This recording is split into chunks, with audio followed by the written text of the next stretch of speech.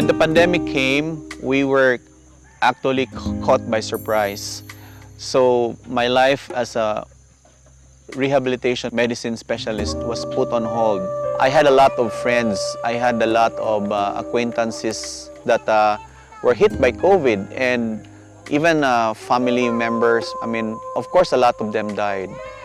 So in a way, this affected me a lot.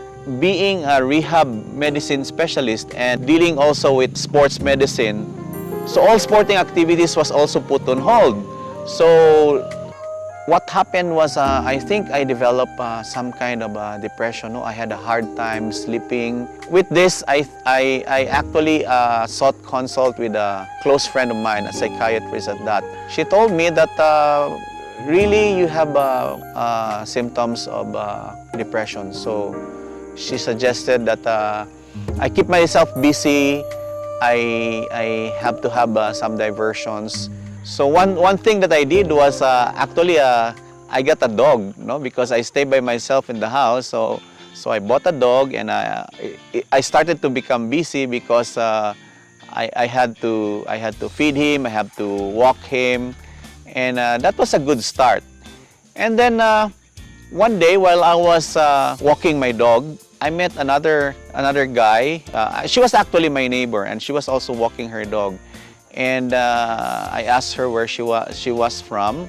She said, I'm from Barangay Gaas. That's a mountain barangay here in Cebu City. I said, oh, you know what? I love that place because it's high up in the mountains, it's cold, and I would love to have a place there. And she said, oh, my sister has a property that she's selling.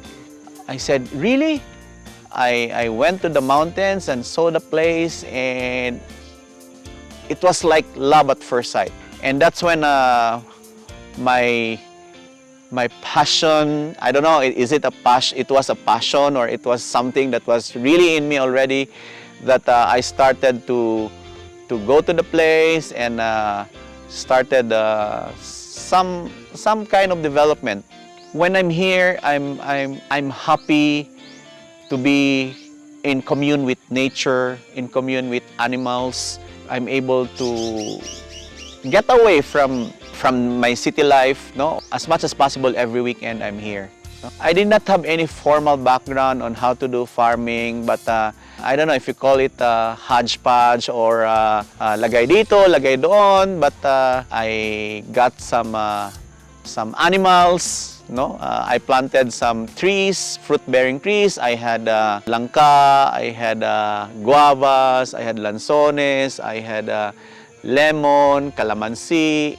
For the animals, I got some native chickens, I got some goats, and then some lovebirds, as well as some ducks. Now, along the way, every time I come to the place, the people around the farm started coming over when they knew that I was a medical doctor.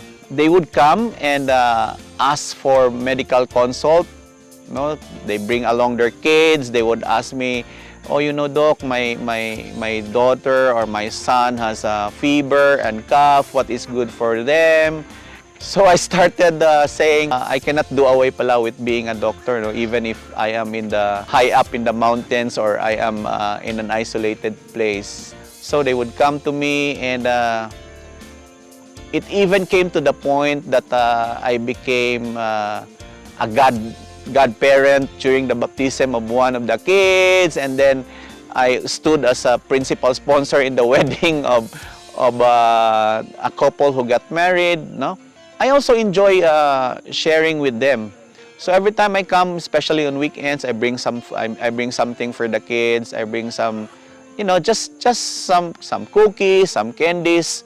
Every time I come, no, they would rush and oh, doc is here, and everybody would come and share some food with them. We enjoy each other's company, and for the last 2 Christmases, no, we have fun. We had games, we had surprises. They do some presentation, and it made me closer to the people around, and it also bonded the community around me.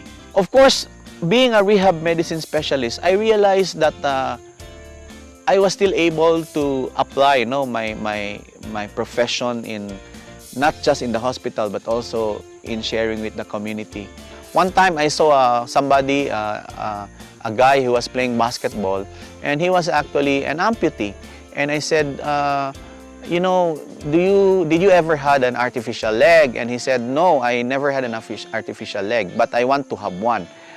Sabi ko, okay, we can give you one, but for the meantime, because it's still a pandemic, we don't have the means for you to go to the city, then I'll just give you a crutch, no?